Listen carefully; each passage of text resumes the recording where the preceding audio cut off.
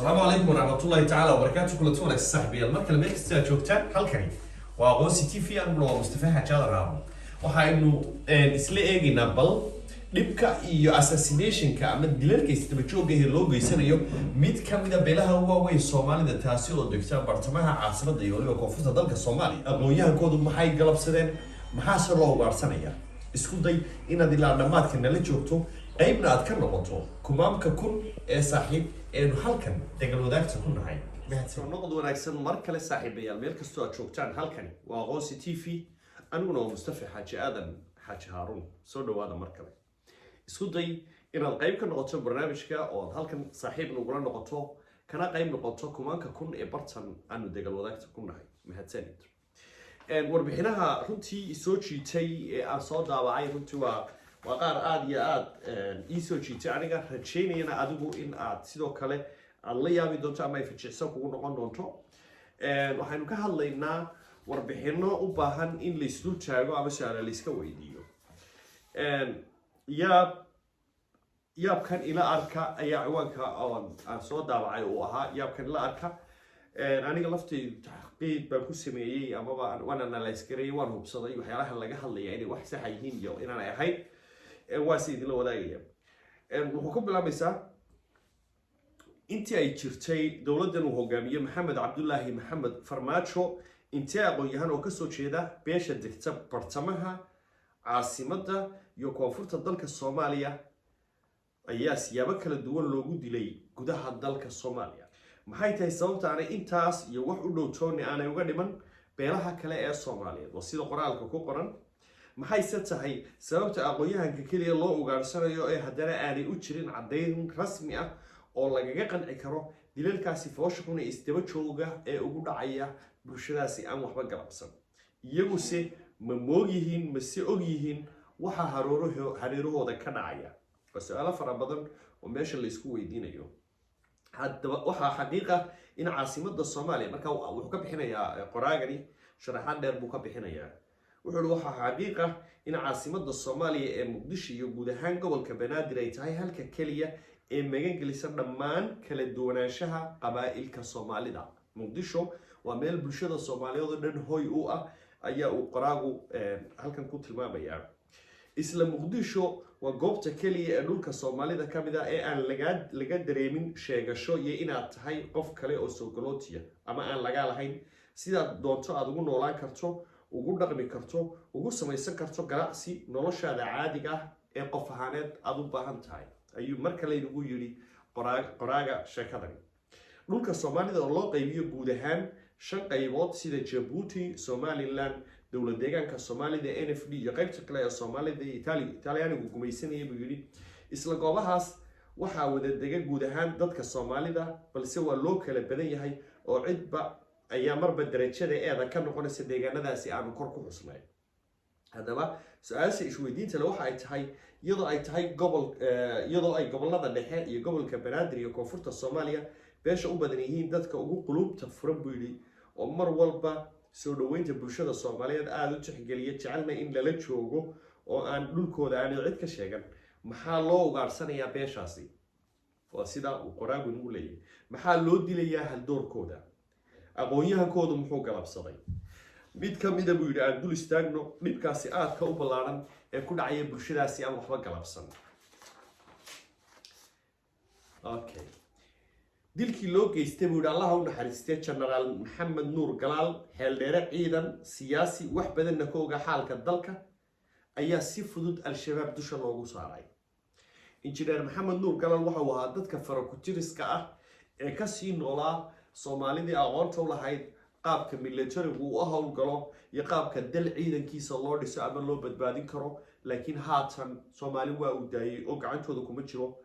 General Maxamed Nuur Galaal rabbi naxariistiisa jannaha ka waraabiyo waxa uu ahaa saraakiishii aadka uga qayb qaadatay dagaaladii Soomaalida iyo Itoobiya u dhaxeeyay 64 xilligii dawladii Cabdirasaaq Xaaji Xuseen ra'iisul wasaaraha iyo Aadan Cabdulle Cusmaan sidoo kalena 1977kii dawladii kacaanka ee General Maxamed Siyaad Barre Allah u naxariisto dhamaantooda ayaa isaguna door la hadlo waxa uu ka ahaa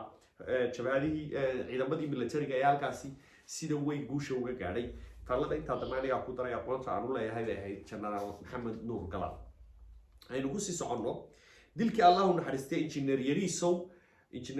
وهو عبد الرحمن عمر عثمان يريزو الله نحرس شنها كورابيو إسقنا وحل الدلي هل كان بانكو أجي دان وربحين تمركنا خي حاجة ما كأجي وحل الدلي سجال يتشوان كي نوف أغسطس كودي أغسطس لا بكون سجال يتشوان كي كودي أغسطس لا بكون سجال يتشوان كي أيه وحل وجود لي مجالة مقدشو عاصمة الصومالية قرح عاصمة الشباب أيه دوش الله صاري دلكي الماس إلمان oo ahayd dhaqdhaqaaqada xuquuqda bini'aadamka ah ayaa lagu dilay meel aan macquul ahayn in cid kale ay wax ka geysato amarka alle mooyaane al-shabaab ayaa iyadana dusha loo saaray macni waxa ahayd igu magaalada in iyadana lagu dilay agaar gudaha xalane mise agaarka xalane ayay ahayd ma hubo laakiin gacan ka xaq daran ayaa dishay laba bilood ka hor laba bilood kadib dilkii injineer Yariso ayaa iyadana la dilay laba bilood kadib dilkii injineer Yariso waxa la dilay kowdii bishii 8aad 2019 almaas elmana waxa la dilay 20kii November 2019 waxa u dhaxeeya dhowr iyo 60 maalmood baa u dhaxeeya dilkaasi labadaasi aqoonyahan almaas elman waxay ahayd Somali Canadian ku dhalatay Soomaaliya waxay ahayd inan labada hablood u dhalay taweyn oo ololeeyay xuquuqda bini'aadamka ee Elman Ali Ahmed oo ahaa isagu nin ololeey jiray xuquuqda bini'aadamka xilli Soomaalidu ay xaalad xun ku jirtay oo u baahnayd gargaar bini'aadanimo nin aad iyo aad Soomaaliya guud ahaan caan uga gaar ahaan gobolka Banaadir iyo magaalada Muqdisho ayuu ahaa alla naxariis janaha ka waraabiyo almaas elman waxa ay markii Canada ka soo noqotay ay noqotay xogayihii guud ee safaaradda Soomaalidu ay ku leedahay dalka Kenya kadibna waxay u baydhay inay u shaqeyso hay'adaasi xuquuqda bini'aadamka u dooda ee LMP Center la yiraahdo walaasheed ka yar oo ilwaad lagu magacaabana waa timir u tartamaysay hay'adda bilada nabadda adduunka ee loo yaqaano Nobel Peace Prize haddaba dilkaasi elman isku dayii dil ee Cabdiraxmaan Cabdishakuur Warsame oo iyada dawladda lagu eedeynayay aniga sidoo warbixinta ku qoran waxaa jira mas'uuliyiin badan buu yiri oo aan runtii hal iyo laba toon ahayn balse siyaabo kala duwan loogu geystay dilal qorshaysan ilaa iminkana aanay ka soo bixin warbixin runtii lagu korsoonaan karo oo ay soo saareen hay'adaha ay khusayso ama ku shaqada leh bal adigu isweydii marwo ama mudane su'aalaha noocaas ah wuxuu galay article kale oo dilalkii Ikraan jawaabteedii macni linkiis soo galaya way tani wuxuu lagu yiri qoraagu hay'adda nabad sugidda qaranka hay'adda nabad sirdoonka iyo nabad sugidda qaranka ee magaceeda marka la soo gaabiyo loo yaqaan NISA National Intelligence Somali Agency hadiiba ay dilalka al-shabaab ay geystaan si waadax ah u ogaan karaan isla markaana dilkii Ikraan ay ka soo ogaadeen baadhis ay sameeyeen maxaa ilaa inka loo waayay galbaadhiseed sax ah oo dhibanayaasha aan tirada lahayn ee maaliyaha habeenba loo geysanayo bulsho aan waxba galabsan kuna nool dhulkii ay ku kacaameen waxna ku barteen xaqna ay u lahaayeen inay ku noolaadaan inta cimrigooda ka dhiman loo geysanayo maxay noola wadaagi waayeen hay'adaha ay khusayso dilalka noocaasi haddii aanay ahayn timir lafba ku godan warbixintaasi runtii aniga way cajab gelisay markii aan akhriyay article aniga oo ka baarbaaray dilkii Ikraan Taaliil Warsame haddii ay dhimatay alla naxariis jannaha ka waraabiyo haddii ay nooshayn cadowga gacanta ay ugu jirto ilaahay ka soo fududeeyo ayay soo jiidatay waxa jeclaystay in bulshada la wadaago qoraaga magaciisa waan ka feertay ma ku soo darin balse xaqidii waxyaalo jira oo qurux badan ay la wadaagay oo baahnid dib loo fiiriyo waa Mustafa Xaaji Aadan Haarun ya aqoonsi TV kulanti dambe sidaas iyo fi amaan Allah waxa iga dardaarma haddii aad nagu cusub tahay fadlan nagu soo biir kana mid noqon kumanka kun ee saaxiib ee halkan aan wadaagta ku nahay mahadsanid